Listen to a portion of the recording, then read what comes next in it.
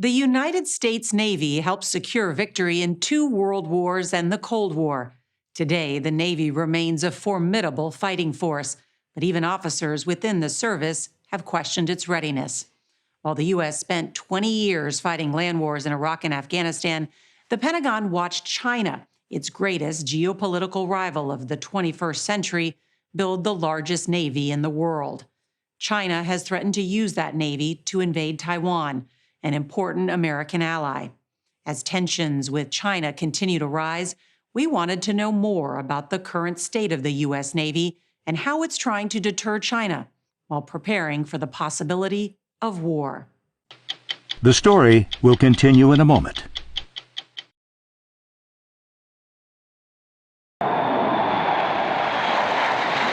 The Navy's always on alert.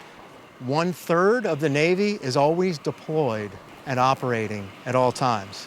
The Navy's mustering right now about 300 ships, and there are about 100 ships at sea right now all around the globe.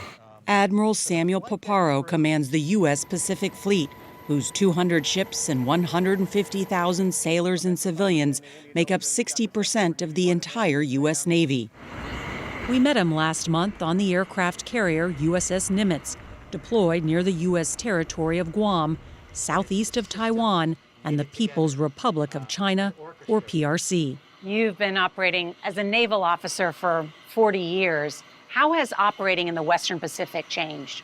In the early 2000s, the PRC Navy mustered about 37 vessels. Today, they're mustering 350 vessels. This month, China's new foreign minister, Qin Gang, delivered a stern warning to the U.S. He said that if Washington does not change course in its stance towards China, conflict and confrontation is inevitable. This past August, when then Speaker of the House Nancy Pelosi became the most senior U.S. political figure to visit Taiwan in 25 years, China called it a blatant provocation. The People's Liberation Army fired ballistic missiles into the sea around Taiwan and encircled the island with aircraft and warships. So are Chinese warships now operating closer to Taiwan after Nancy Pelosi's visit? Yes. The best guess anyone has about China's ultimate intentions for Taiwan comes from the CIA. According to its intelligence assessment, China's President Xi Jinping has ordered the People's Liberation Army to be prepared to take back the island by force by 2027. And if China invades Taiwan, what will the U.S. Navy do? It's a decision of the President of the United States and a decision of the Congress. It's our duty to be ready for that. But the bulk of the United States Navy will be deployed rapidly to the Western Pacific to come to the aid of Taiwan if the order comes to aid Taiwan in thwarting that invasion. Is the U.S. Navy ready? We're ready, yes. I'll never admit to being ready enough. Yes. President Biden has declared 4 times, including on 60 Minutes, that the U.S. military would defend Taiwan, which is a democracy and the world's leading producer of advanced microchips. 604, Nimitz officer. To reach the USS Nimitz, we first traveled to America's westernmost territory, the island of Guam, in the middle of the Pacific. Guam was taken by Imperial Japan 2 days after the attack on Pearl Harbor in 1941.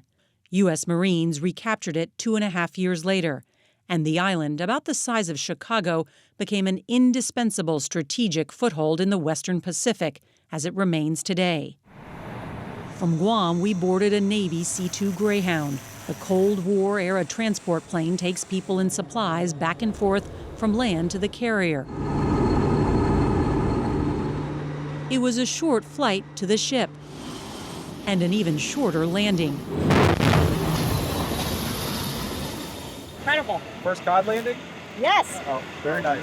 Certain operations. Before Admiral Paparo rose to lead the Pacific Fleet, he flew jets and graduated from the school known as Top Gun. When you talk about ships, what's the most powerful in the U.S. Navy? It's an aircraft carrier, and its air wing is capable of 150 strike or air-to-air sorties per day, with, at its surge levels, the ability to deliver 900 precision-guided munitions every day and reloadable every night. So even though China now has the largest Navy in the world, they don't have anything like this in terms of aircraft carriers. They do not, but they're working towards it. And they have 2 operational aircraft carriers right now. That's China's 2 diesel-fueled carriers to the U.S.'s 11 nuclear-powered ones that can carry a total of about 1,000 attack aircraft, more than the navies of every other nation on Earth combined. I'll tell you this, we are here to stay, right, in the South China Sea and in this part of the world. And I think that's the message that we really want to convey to not only China, but the entire world. We will sail wherever international law allows. Lieutenant Commander David Ash flies an FA-18. Do you get briefed on China's growing military threat and the progress that their Navy is making? Absolutely. Yeah, absolutely we do. And they are making great progress in a lot of key areas. The Chinese? The Chinese are, from a military standpoint. This video from Weapons Systems Officer Lieutenant Commander Matthew Carlton shows his FA-18 strafing ground targets with a machine gun on a U.S. weapons range near Guam. The pilots on the Nimitz also conduct air-to-air combat, or dogfighting drills, daily. How aggressive has China become in the air? Aggressive. And just some examples include unsafe, unprofessional intercepts where they move within single digits of feet of other aircraft, flashing the weapons that they have on board to the aircrew of the other aircraft, operating in international airspace, maneuvering their aircraft in such a way that denies the ability to turn in one direction. If they're safe and professional, then there's no problem. Everybody has the right to fly and sail wherever international law dictates. But the Chinese are pushing that. They are pushing it. China's increasingly aggressive moves in the Western Pacific, encroaching on territory, illegal fishing, and building bases in the middle of the South China Sea have pushed nations like Japan and the Philippines to forge closer military ties to the U.S. And this past week, Britain, the U.S., and Australia signed a landmark deal to jointly develop nuclear-powered attack submarines to patrol the Pacific. This is how China and Taiwan appear on most maps. This is how the Chinese Communist Party sees the Western Pacific, including the South and East China Seas from Beijing. Taiwan is the fulcrum in what China's leaders call the First Island Chain, a constellation of U.S. allies that stretches across its entire coast. Control of Taiwan is the strategic key to unlocking direct access to the Pacific and the sea lanes where about 50% of the world's commerce gets transported. China has accused the United States of trying to contain them. What do you say to China? I would say, do you need to be contained? Are you expanding? Are you an expansionist power? To a very great extent, the United States was the champion for China's rise. And in no way are we seeking to contain China. But we are seeking for them to play by the rules. China's Navy, a branch of the People's Liberation Army, is now the world's largest. China is also using its 9,000-mile coastline to rewrite the rules of fighting at sea, as these images from Chinese state media show. Its military has invested heavily in long-range, precision-guided weapons, like the DF-21 and DF-26, that can be used to target ships. China's People's Liberation Army Rocket Force calls them carrier killers and has practiced shooting them at mock-ups of American ships in the desert that look a lot like the Nimitz. Since the United States has been operating in the Western Pacific, China's backyard, they've been developing missiles to attack our assets, haven't they? Specific missiles. Absolutely, yes. First, I'll say the United States is also a Western Pacific nation. So Guam. it's not China's backyard. It is a free and open Indo-Pacific that encompasses numerous partners and treaty allies. And yes, But we have seen them greatly enhance their power projection capability. How much do you worry about the PLA rocket force? I worry, I'd be a fool to not worry about it. Of course I worry about the PLA rocket force.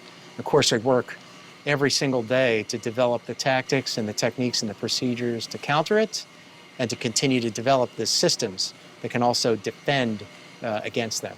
About how far are we from mainland China? 1,500 nautical miles. They can hit us. Yes, they can.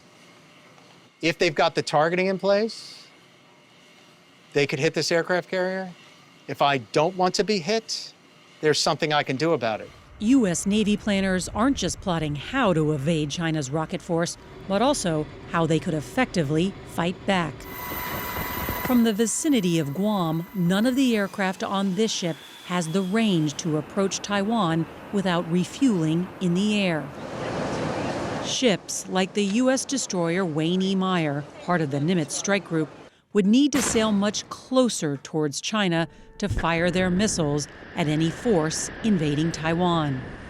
One naval scholar we spoke to likened it to a boxing match in which a fighter, in this case China, has much longer arms than their potential opponent, the U.S. I'll give you a lot of examples where a shorter fighter was able to prevail over a long-armed fighter by being on their toes, by maneuvering.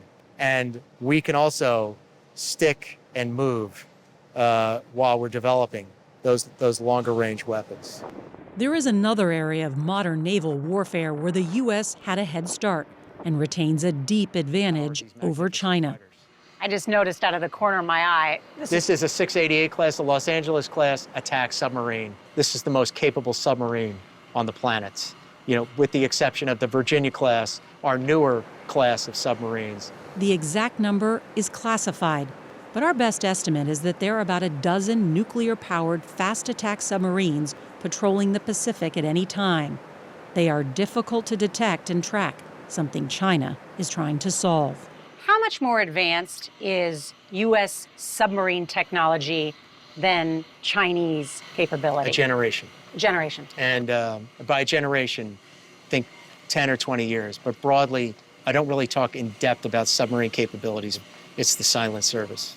Since Nancy Pelosi's visit to Taiwan, China's military leaders have themselves been mostly silent and ignored efforts by the U.S. military to keep the lines of communication open, even when a Chinese spy balloon breached American airspace and was shot down by the U.S. If the U.S. and Chinese militaries can't communicate over a Chinese spy balloon, then what's going to happen when there's a real crisis in the South China Sea or with Taiwan? We'll hope that they'll answer the phone. Else, we'll do our very best assessment based on the things that they say in open source and based on their behavior to divine their intentions, and we'll act accordingly. Doesn't that make the situation even more dangerous if U.S. and Chinese militaries are not talking? Yes. Several sources within the Pentagon tell 60 Minutes that if China invaded Taiwan, it could very well kick off in outer space, with both sides targeting the other's satellites that enable precision-guided weaponry. Cyber attacks on American cities and the sabotage of ports on the west coast of the U.S. mainland could follow. One recent non-classified war game had the U.S. prevailing but losing 20 ships, including 2 carriers. Does that sound about right? That is a plausible outcome. I can imagine a more pessimistic outcome, and I can imagine a more optimistic outcome. We should be clear-eyed about the costs that we're potentially incurring. There are about 5,000 Americans on board the Nimitz. The ship is nearly half a century old. Given the Navy's current needs in the Pacific, and because there's fuel left in its nuclear reactors, the carrier's life at sea is going to be extended. Is it your hope that the power of the U.S. Navy, the force posture of the U.S. Navy, will deter a Chinese invasion of Taiwan? It's not my hope, it's my duty, in conjunction with allies and partners, to deliver intolerable costs to anybody that would upend the order in violation of the nation's security or in violation of the nation's interests. The saying, which is Si pacem parabellum, which is if you want peace, prepare for war.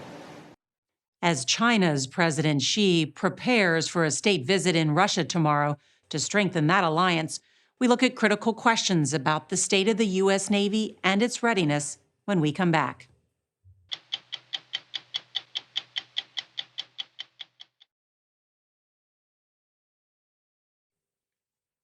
"60 Minutes" has spent months talking to current and former naval officers, military strategists, and politicians about the state of the U.S. Navy.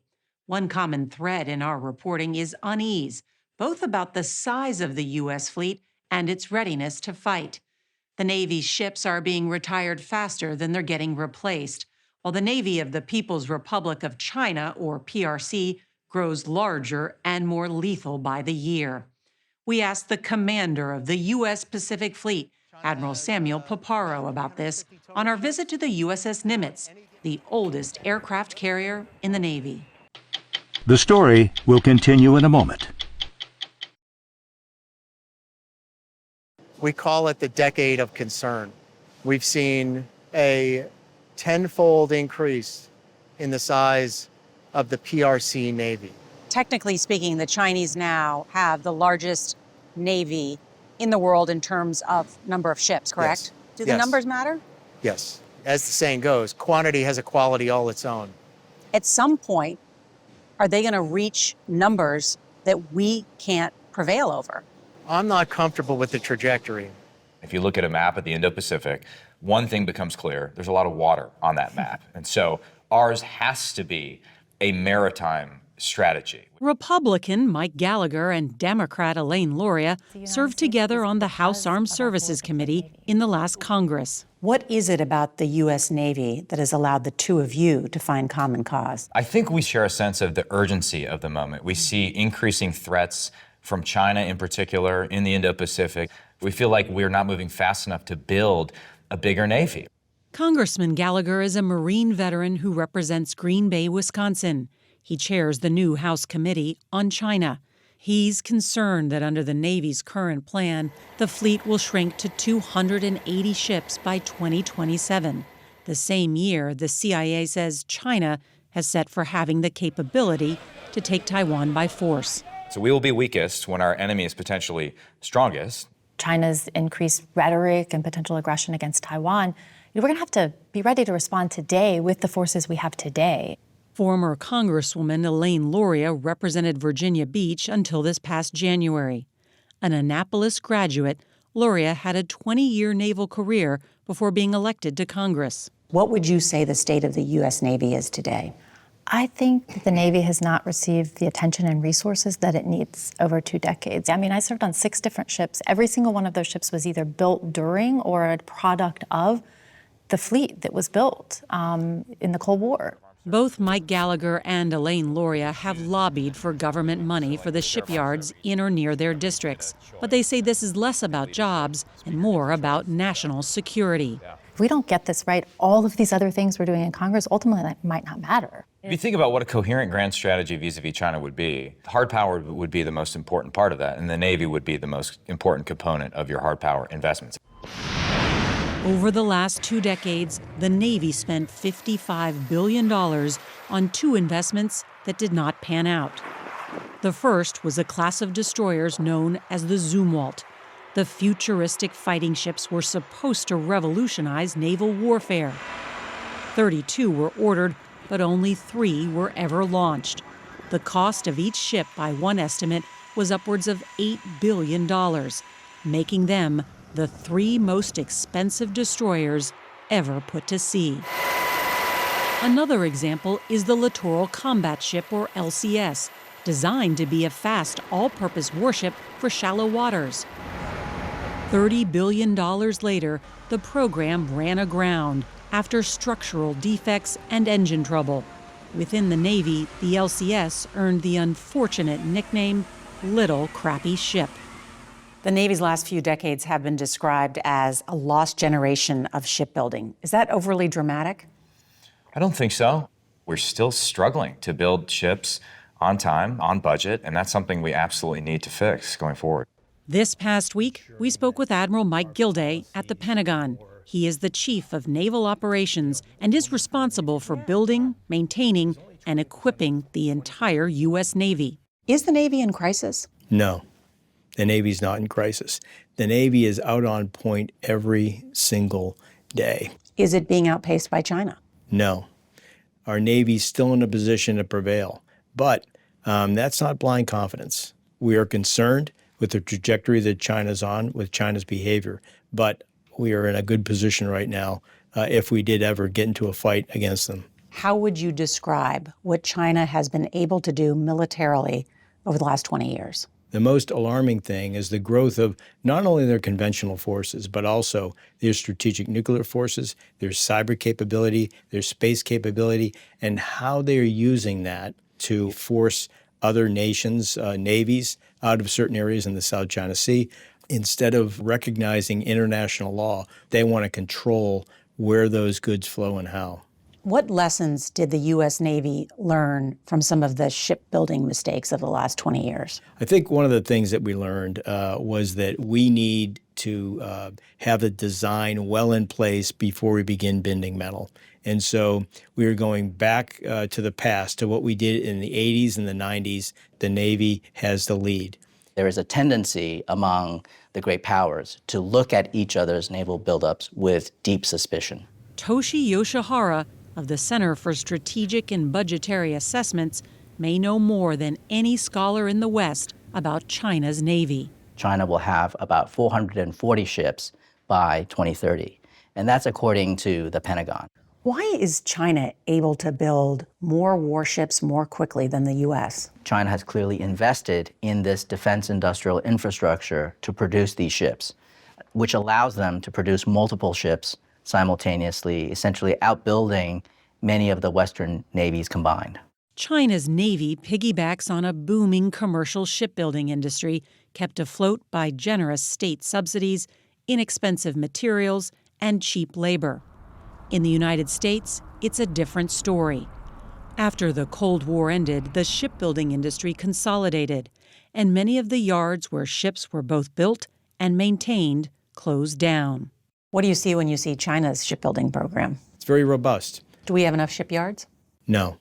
I wish that we had more commercial shipyards. Over my career, we've gone from more than 30 shipyards down to about 7 that we rely upon on a day-to-day basis to build ships. One of those yards is run by Huntington Ingalls Industries, which built the state-of-the-art new Ford-class aircraft carrier.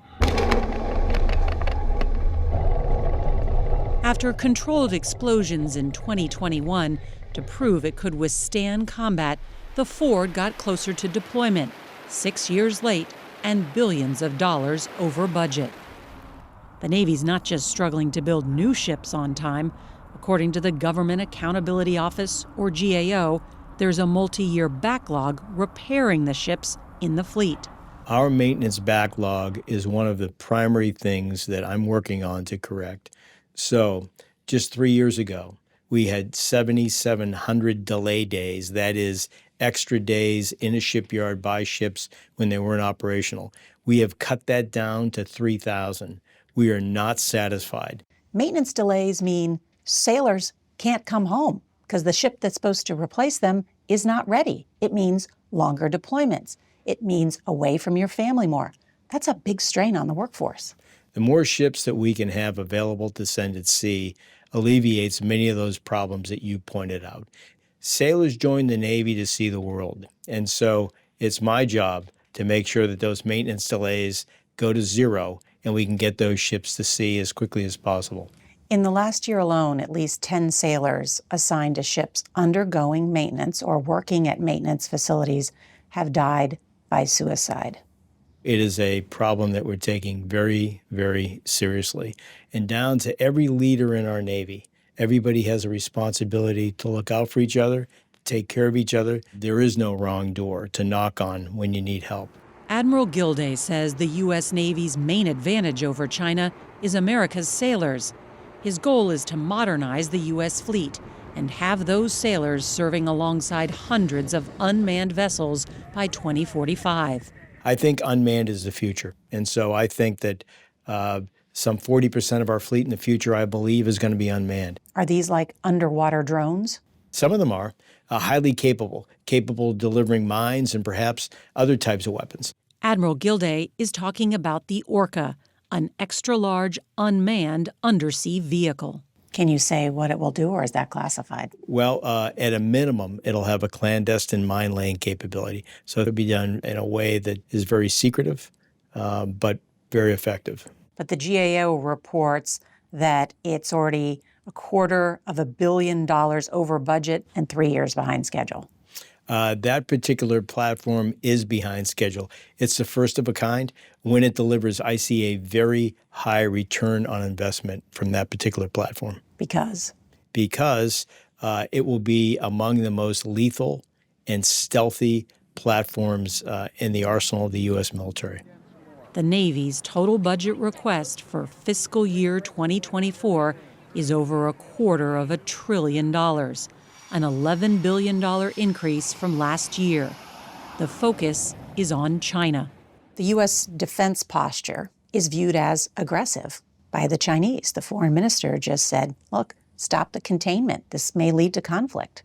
Perhaps the Chinese minister doesn't like the fact that the U.S. Navy is operating in collaboration with dozens of navies around the world to ensure that the maritime commons remains free and open for all nations. The Chinese want to dictate those terms, and so they don't like our presence. But our presence is not intended to be provocative. It's intended to assure and to reassure allies and partners around the world that those sea lanes do remain open. The global economy literally floats on seawater. How similar is the movie to actual Top Gun? Top Gun graduates compare the movie to the real thing at 60minutesovertime.com.